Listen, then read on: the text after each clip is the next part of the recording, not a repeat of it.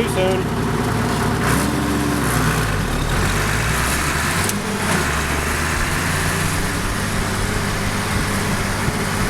Top speed.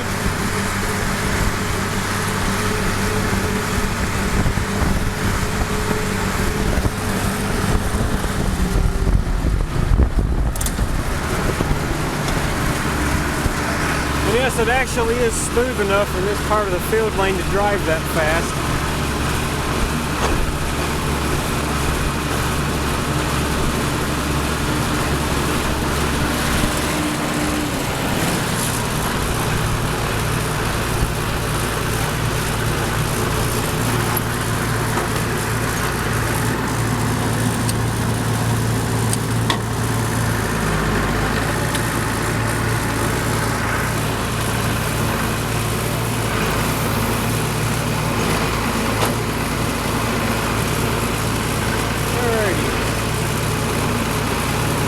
Back here to look at this Milo again.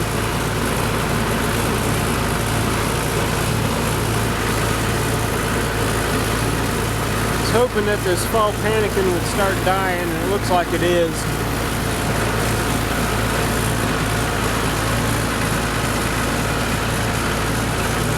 I wanted to drive around to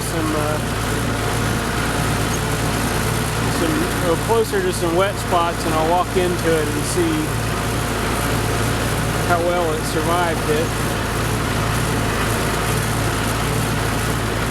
That was most of the point of planting this back to Milo instead of corn, because this stuff will actually survive in this field. Okay, this is not the problem I thought I had right here. This has been mashed down by deer, and they've been bedding down in this. It's an excellent place for them to bed down, but they've mashed my crop down. More over here. I wanted to go into section over here. Yeah, this is just fall panicking galore.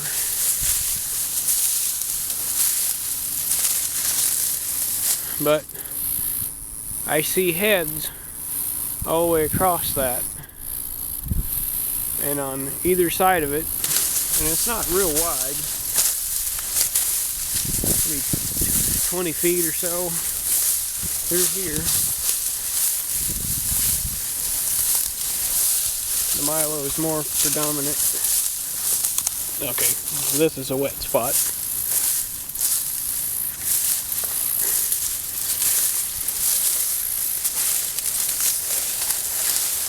Okay.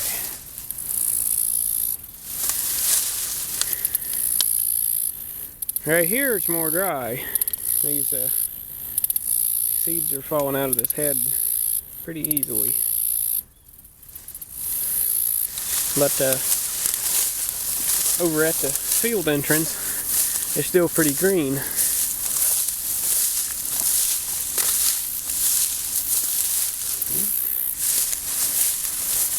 And this stuff is tall.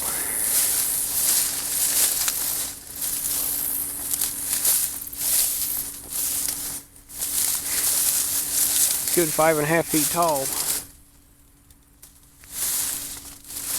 Of course, those are a whole lot more than that, but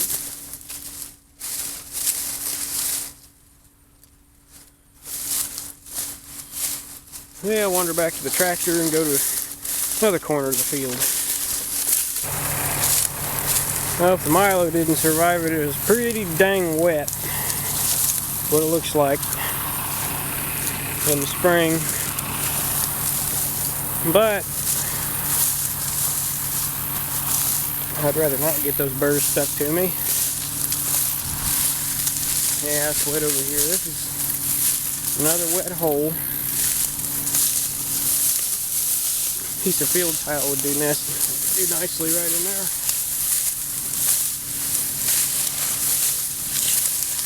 Again, lots of fall panicking all over the place.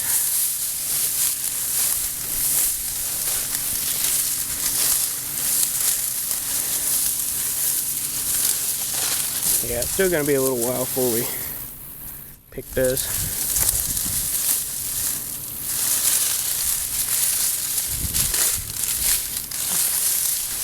Have to see what order we decide to harvest stuff in.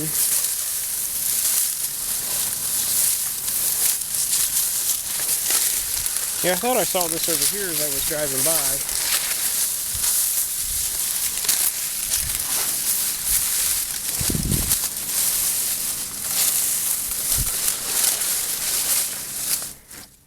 That's some dang good looking stuff.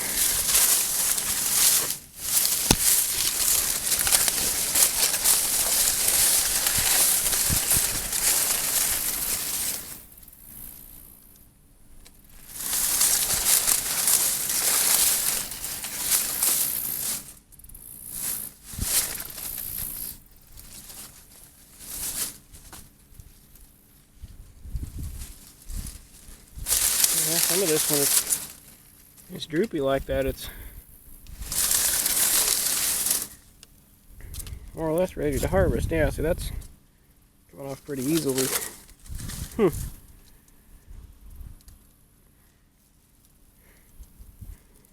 Look at the size of those seeds. Those are big.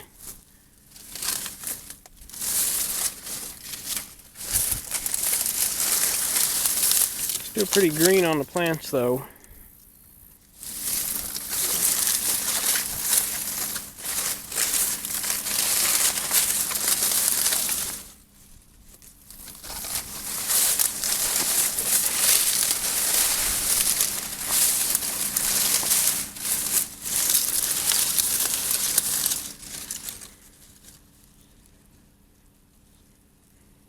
Nice big seed. I have to test some moisture on some of this stuff. See where we're at. I haven't done that yet. Take a couple of heads with me.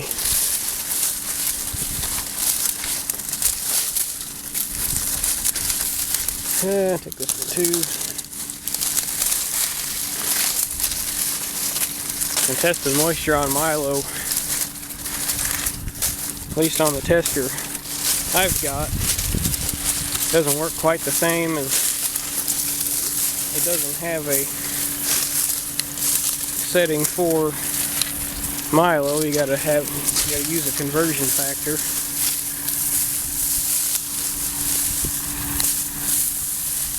And a chart provided with the tester. See what the moisture is, but yeah, it's pretty good looking stuff so far.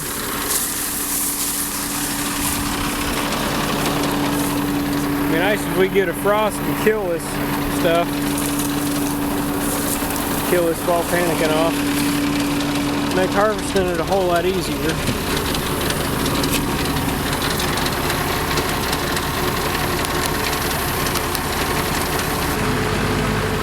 And the corn is testing about 23% moisture right now.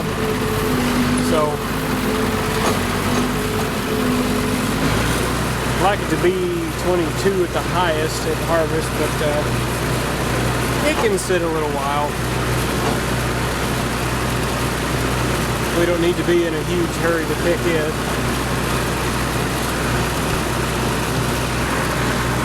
Get wound back up here.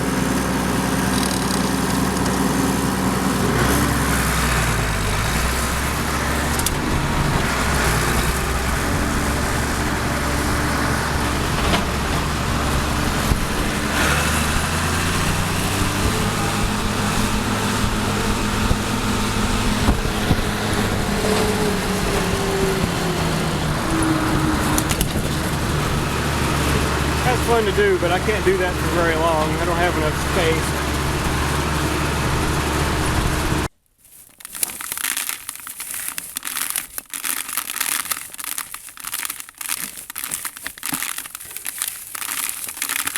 Yeah, this takes a little while to do. Not quite as straightforward as shelling corn.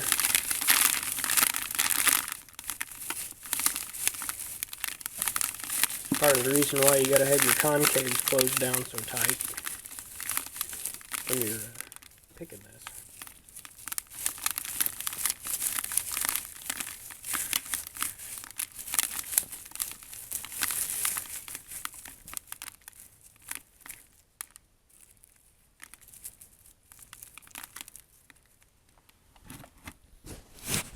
And pull some of these stems out.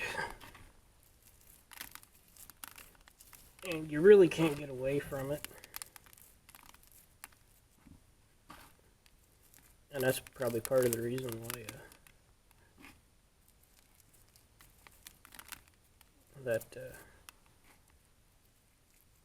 it moisture tests a little bit different.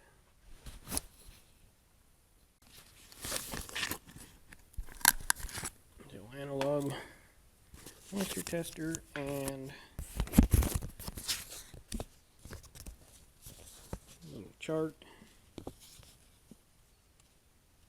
Looking for sorghum milo. It's right there. But there's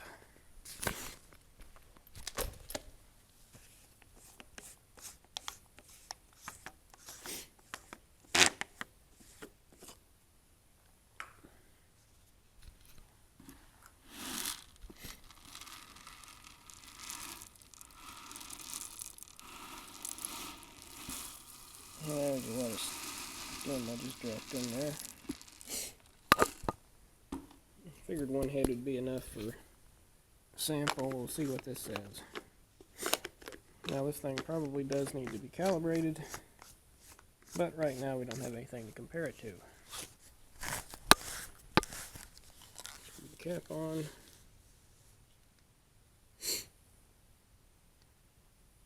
It's at just a little over 1.5 at the bottom. Which brings us to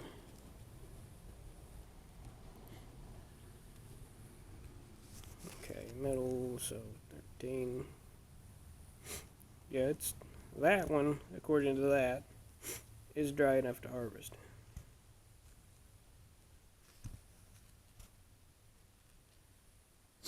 Because 2 is 14.5. Okay. Alright. Sample number 2.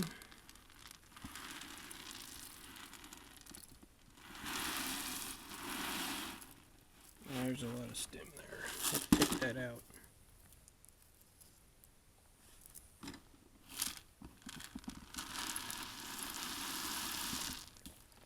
Okay. Spill it all over the place in the process.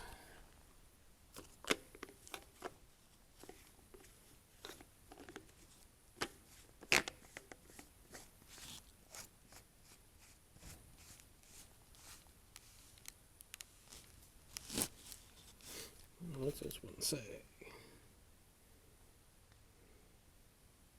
Same thing. About 1.5. So yeah, that's drier than I thought it was. So we may be picking the milo before the corn. Kind of what it looks like. Because 2's 14.5 and 1's 11.7, so there's still quite a bit of green in the plants out there. So it won't hurt them to sit for a little longer, but yeah, that milo, according to those tests, is more harvestable than the corn right now. It's October 9th, by the way. I haven't said that yet.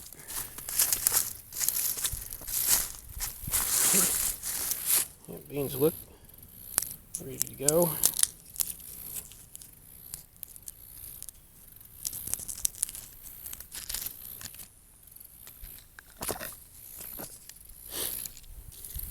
Oop, I dropped it.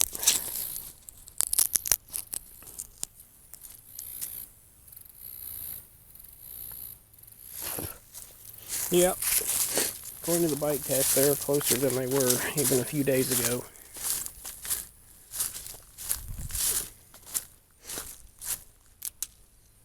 They're still a little soft.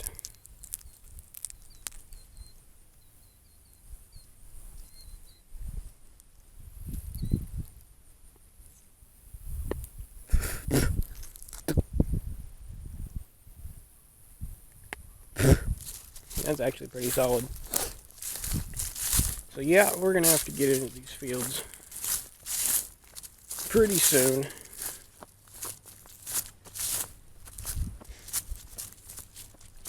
It's not 100% my call, but we've definitely done a lot of drying down here recently. The weeds aren't too bad in this until you get down that way, and it would be nice if we could have a frost, but I don't think that's quite going to happen.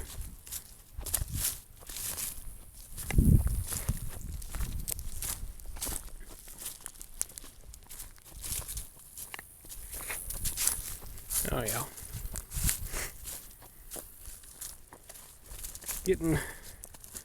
Getting drier.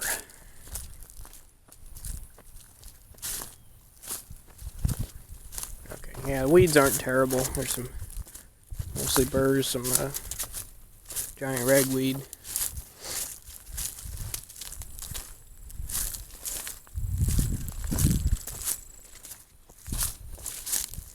The burrs, we got the screen set on the combine to the point where most of the burrs blow out the back.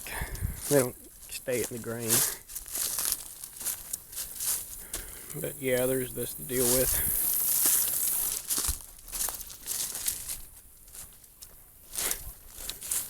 But it's not that bad, but it's still kind of annoying. I'm giving this field a second cut. This is the one I was disking down 36-inch tall clover.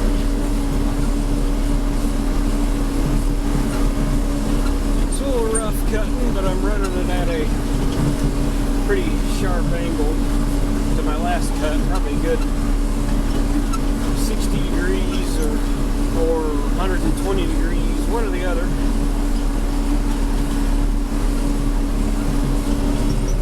My disc is actually swaying side to side behind me. Apparently, every one of these clover stripes is a little bit taller than the bare ground in between them.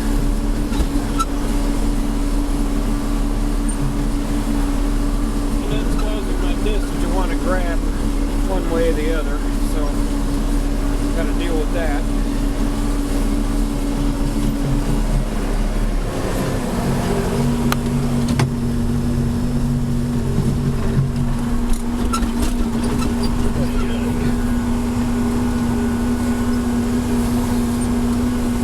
So stagnant, the dust is just hanging in the air, making it a little more difficult to see.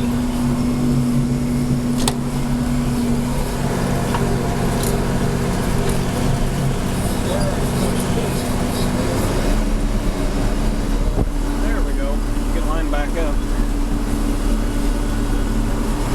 I can see it.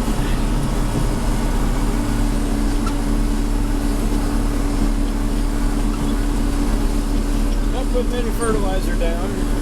This field's going back into milo. This is the only field I'm planting to milo. Hoping this clover does this field some good.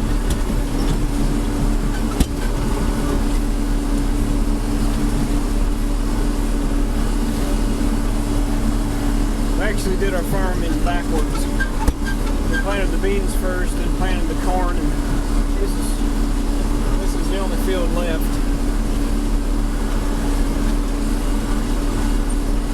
It's going into milo. I'm a little worried about the volume of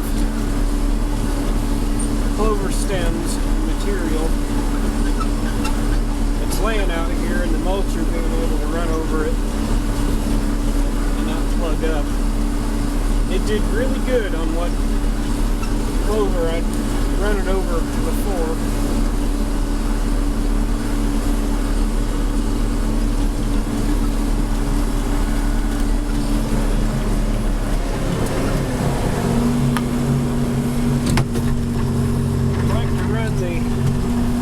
first row of teeth on that boat's rear notch deeper than the rear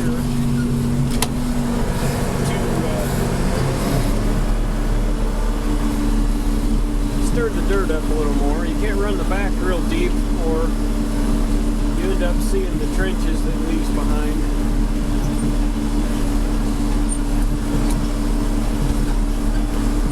Just had to run it with the two set shallow.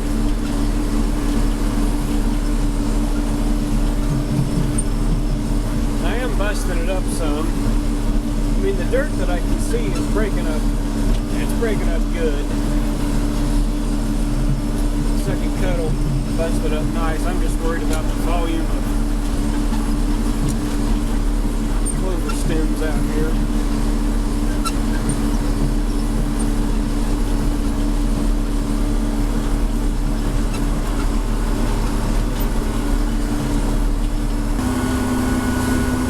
Well, I ain't too proud of this.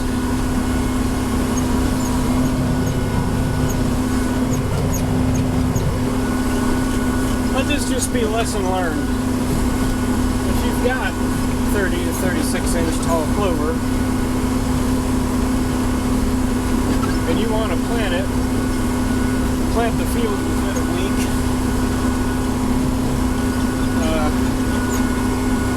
Either don't or it needs to be plowed. Overboard plow, because chisel plowing ain't going to work.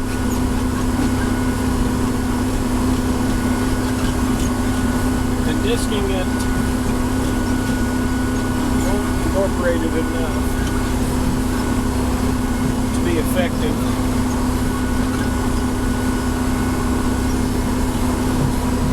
Between that and the stupid little problems I've been having with my fertilizer system,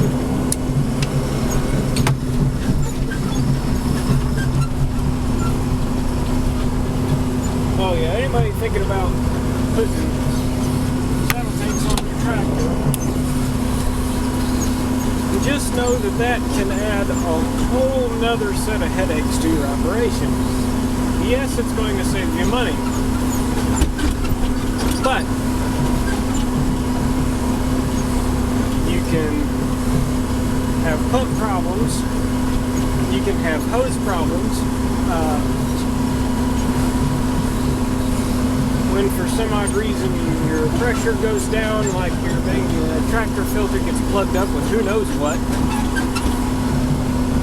and your pressure goes down, and you're not putting down what you think you're supposed to be, and when you recalculate what you need for the next pass, and it's to the point where you need to crank your pressure up to 60 pounds,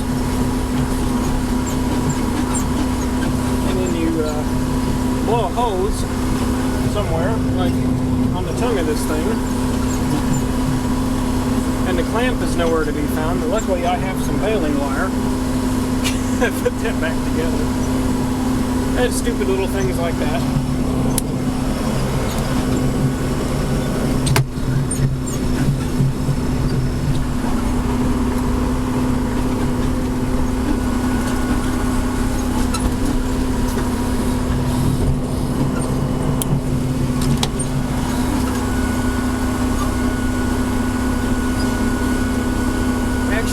Nozzle fall off in the middle of my turn.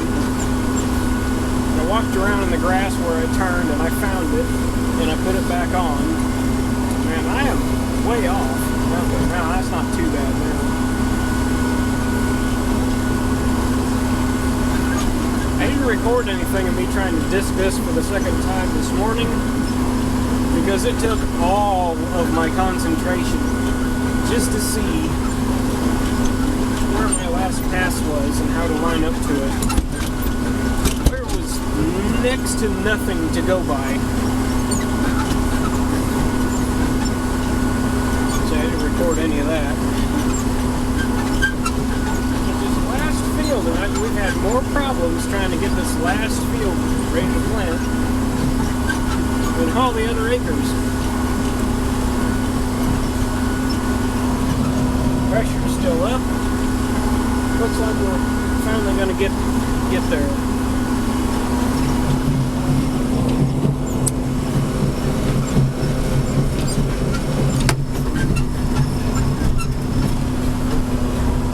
Had a great big wad of clover stems hung up in this mulcher.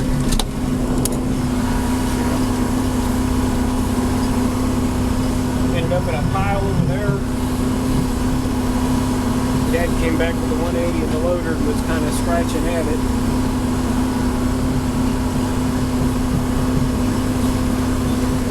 Got it spread around best you could. It's still kind of messy. I had to pick the tines up because it wanted to ball up, so I'm leaving tire tracks, but no big deal. I mean, the tractor leaves tire tracks anyway when you plant the in-rows. That way, or you drive over top of them.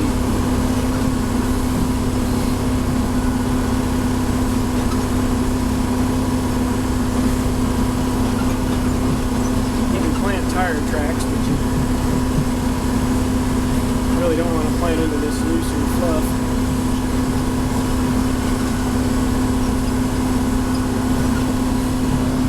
Still got pressure, that's good.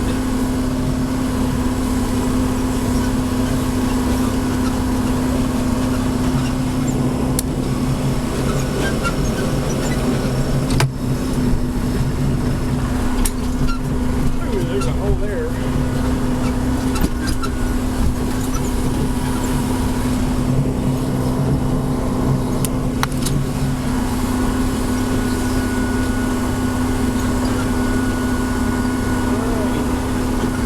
Already sitting over there with the planter. I don't know if you can see that.